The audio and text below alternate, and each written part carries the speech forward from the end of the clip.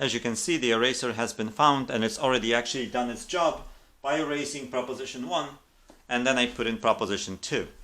So what's the second proposition we're going to prove in this video?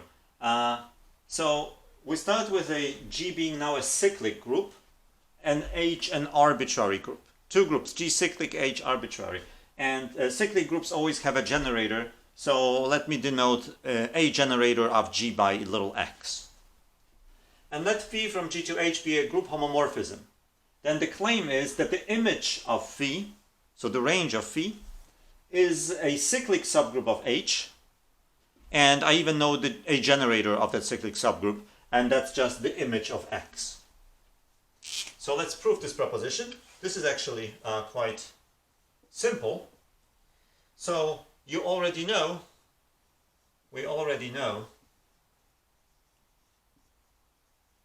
that the image is a subgroup. So all we need to show is the cyclicity of the image.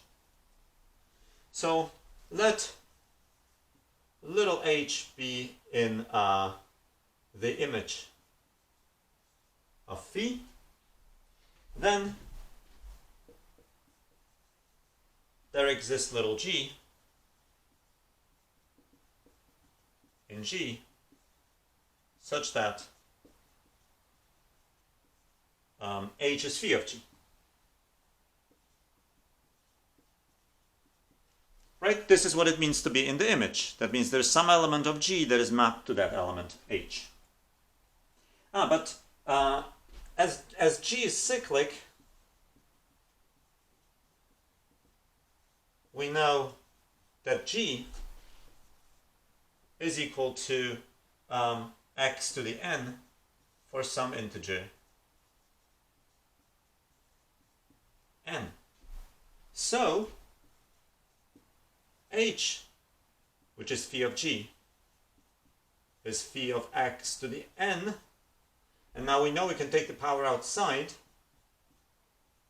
so is phi of x to the n. What have we proven?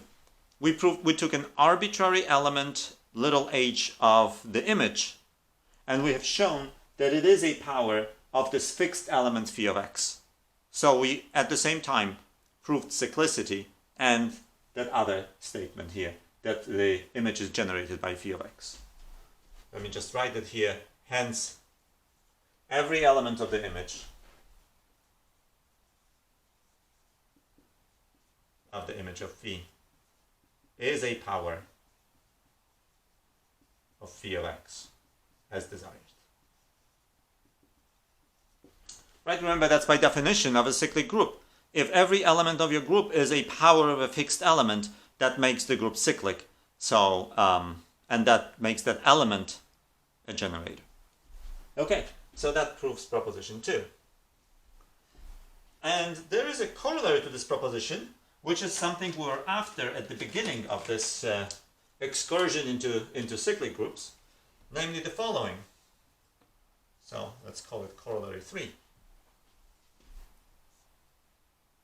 Let G be a cyclic group.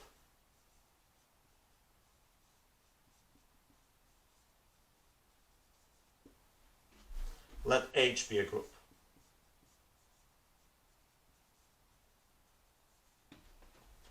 If G is isomorphic to H, then H is also cyclic.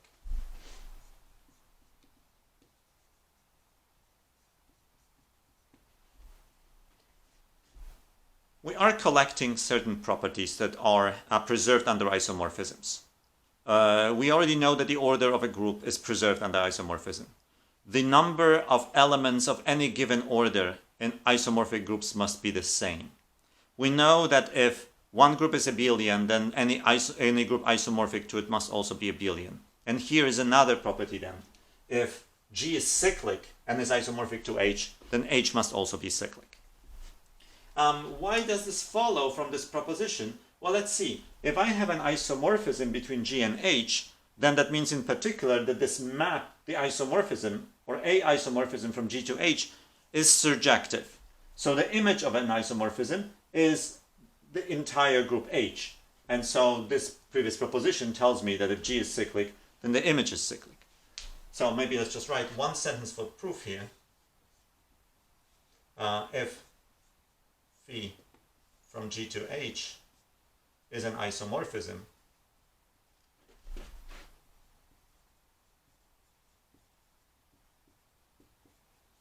then the image of phi is equal to H. So the corollary follows from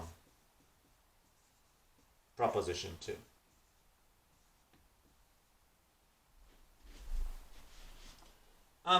Let's give just a short application of this, because there's a question I asked sort of at the beginning of the lectures about cyclic groups, and it was a question about the groups Z and Q. So question, is Z with addition isomorphic to Q with addition? We already checked that we couldn't really distinguish between these two groups using any of the other criteria. They're both abelian. If you look at the orders, they're both infinite groups, and every element in Z other than 0 has infinite order, and the same is true for Q. But we proved that Z is cyclic and Q is not. Right? So the answer is no, as Z is cyclic, but Q is not. We proved it in one of our earlier videos. Similarly, you could just ask, is Z mod 4, well, let's say Z mod 9Z isomorphic to Z mod 3Z cross Z mod 3Z. Okay, here you can actually use one of the other criteria. Well, first of all, both groups have 9 elements, so their orders are the same. They're both abelian. But if you count, right, the number of elements and their orders, you would see that they're actually different. But another way to see this is to note that this group is cyclic because all Z mod NZ are cyclic. So this is cyclic. Cyclic. And we already know from a proposition from the previous video that in a cyclic group you must have an element whose order equals the order of the group. Let me just maybe write this sentence here to emphasize that. In a cyclic group,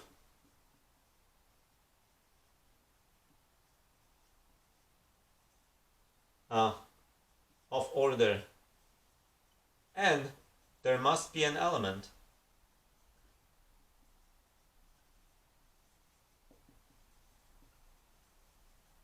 of order n, I should say in a finite cyclic group. Must be an element of order n. Namely, a generator must have, so if X is a generator, then the order of G is equal to the order of X. Okay, but then you check, and so you don't actually have to count the number of elements, but you see that nothing here has order 9. Because if I start with any element in this group, let's say A comma B,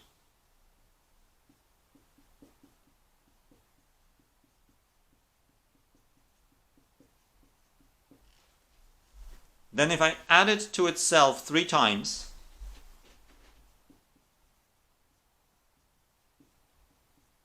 this is addition. This is a coordinate-wise addition, and on each coordinate I'm doing addition of congruence classes. Well, that is 3A, 3B. That's the identity for this group. So I'm going to write E, or in other words, you can just write 3Z, 3Z.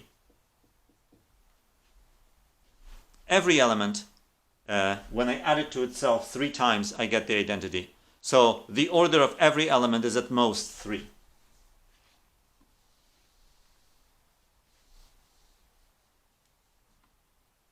So the order of AB is at most 3.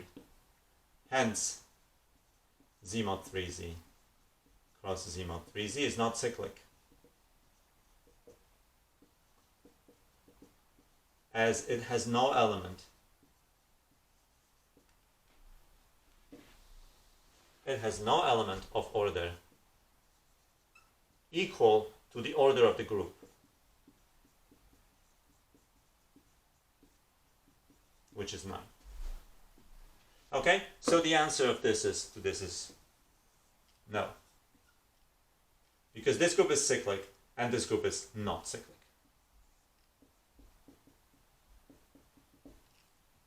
So here's yet another way to sometimes distinguish between two groups that have the same number of elements.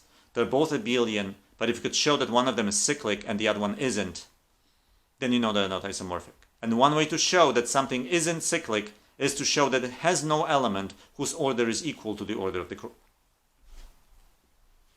Okay, with this established, we can proceed to another proposition, which will actually be, which is actually quite a useful proposition for us.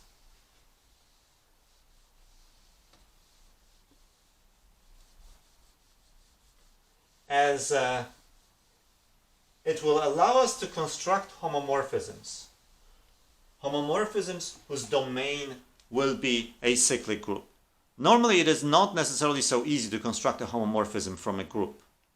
But if the domain is a cyclic group, it's actually quite easy, and the next proposition is going to sort of kill this problem. That is, it will exactly tell you when you can do it. So, proposition. So for us, it will be proposition 4.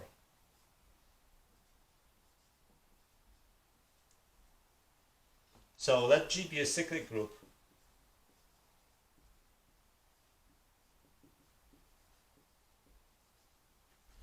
with generator X. And let H be any group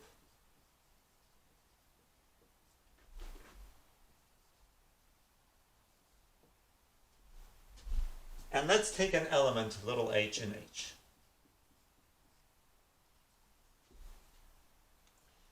So we have the following two statements.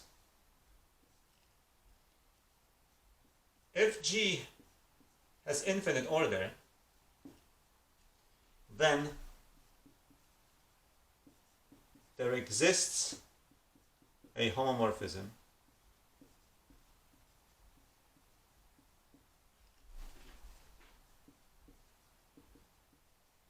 phi from G to H such that phi of X is a generator of G, is equal to H.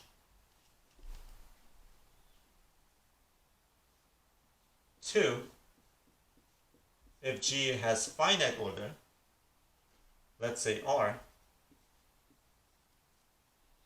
then there exists, same statement, then there exists a homomorphism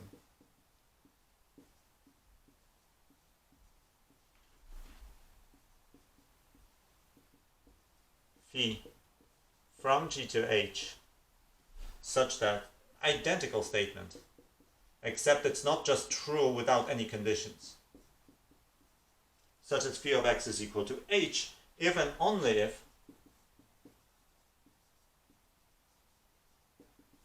the order of H divides R.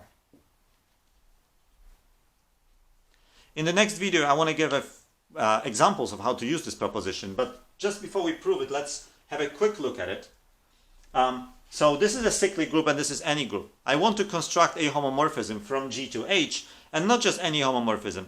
I want to know where to send where I can send the generator X. So if I want to send it to an element H, and G had infinite order, then I can do it. That means there is such a homomorphism. However, if the group G is finite, I cannot always do it. I can do it if and only if the order of H divides R. One other thing to keep in mind is, why am I only obsessed with one element? If I have a cyclic group and I construct a homomorphism from a cyclic group to another group, and I tell you where this homomorphism sends a generator, then I have told you where it sends every element. Okay? This is an important observation. So before we prove it, let's just write this down here. Observation.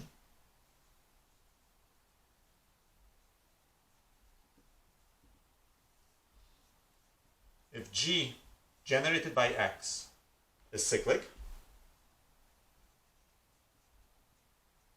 H is a group,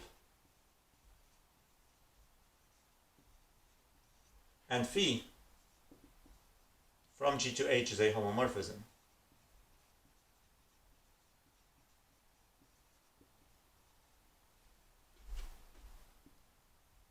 Then, determining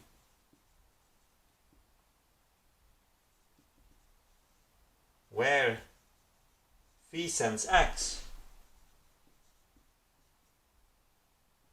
determines where phi sends every element, so any element of G. Why is that? Well, suppose, so indeed, suppose phi of X is H. Okay, and now I want to know, so I suppose somebody gives me that information and then asks me, okay, so what is phi of G for some other G? So for some other G.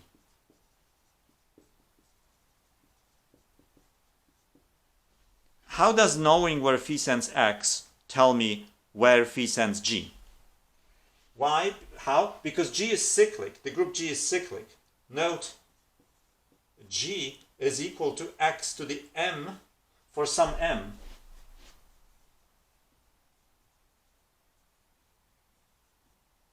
Because G is cyclic. Because X generates G. So,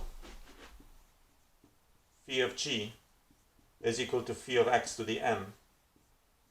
By the properties of homomorphisms, that's phi of X to the M. Oh, but phi of X is H, so it's H to the M. Okay? So, if you decide where the generator goes, that tells you where everything goes.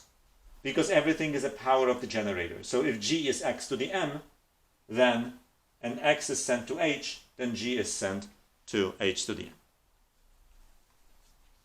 Okay, let's now prove this proposition.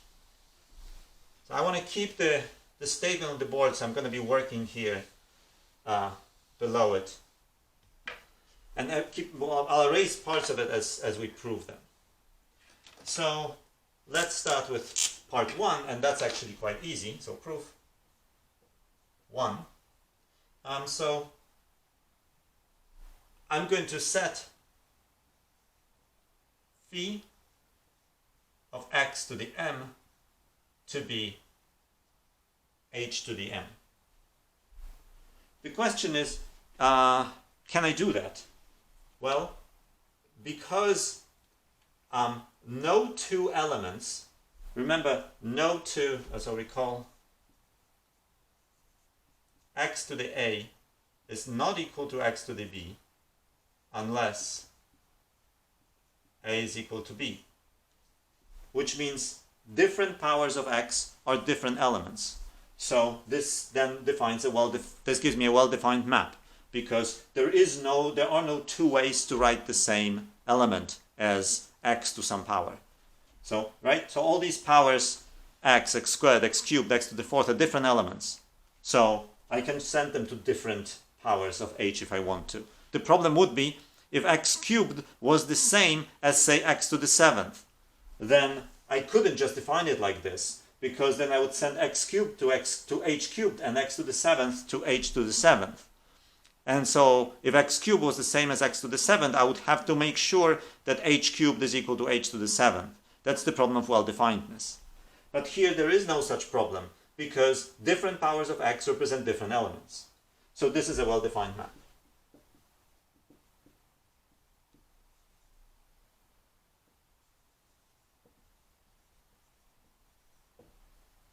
What do I have to check about this map? That this is a homomorphism, and then it sends X to H. The second part is obvious, right? Clearly, phi of X is H. So I have satisfied this requirement. So what about homomorphism? So is phi a homomorphism? So also we have phi of. Okay, so again, G is a cyclic group, so every element in G is a power of X. So I just write two different elements in G as X to the M, X to the N. What is that? That's phi of X, M plus N. That's by properties of homomorphisms, is this, and this is just phi of X to the M, phi of X to the N. Oh, sorry, the N also comes outside.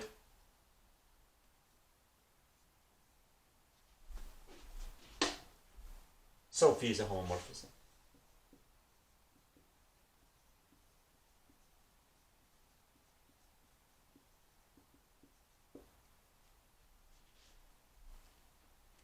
Okay, so we proved the existence of such a map.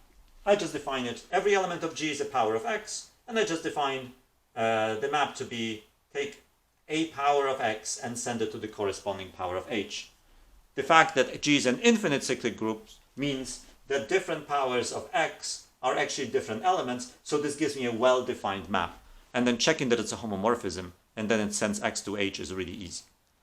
This already hints on the problem we're going to have in the second case, where G is a finite group, because then obviously you're gonna have that there's more than one way to write an element as a power of a generator.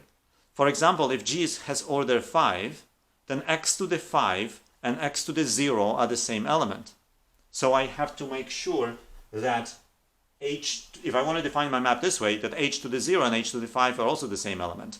And that's where this condition is going to come in. Okay, so we're done in the first part. Let's now get to the second part. So 2. So now G is finite. So we want to prove if and only if statement. So the easier one is if phi exists. So if phi as in 2 exists,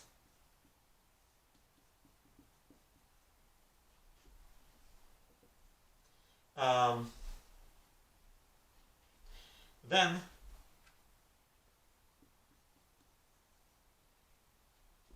okay, so if it exists, then I have to prove that this holds. So let's try that. So then H to the R, if I could prove that that's the identity, then by a previous result, I know that the order of H must divide R, right? We proved that if H to the M is the identity, or any G to the M is the identity, then the order of G divides M. So if I could only prove that this is the identity, then I'm done. So what's X to the R? Well, that's phi of X to the R, because H is phi of X. That's, again, by properties of homomorphisms, phi of X to the R. And, okay. So what else do I know? I know that the order of the group, cyclic group G, is equal to the order of the generator. So that means X to the R is the identity. So that's phi of the identity. And I know phi of the identity is identity. Okay, so that's what I wanted. H to the R is the identity. Hence, we get that the order of H must divide R as desired. And that was, I think that was our proposition 1. So let's just actually write this properly here. So hence H divides R by proposition. Okay, so now the hardest part is to prove the converse. So conversely, suppose order of H divides the order of the cyclic group. We need to show the existence of a homomorphism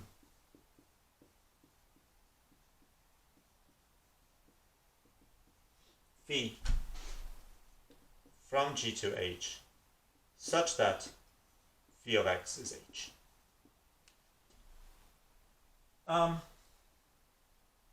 Okay, so I need to show that a map exists. How do I do this? Remember how I defined the map in this case? I just said phi of x to the m is equal to h to the m. So I'm going to make the same definition, except the thing that I will have to then work on is to show that this is actually well defined. So set phi of x to the m to be equal to h to the m. So we need to show this as well. We need to show phi is well defined.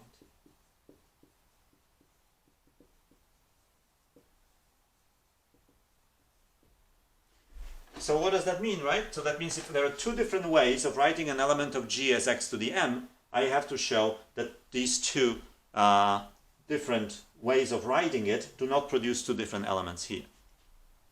So suppose x to the m is equal to x to the n.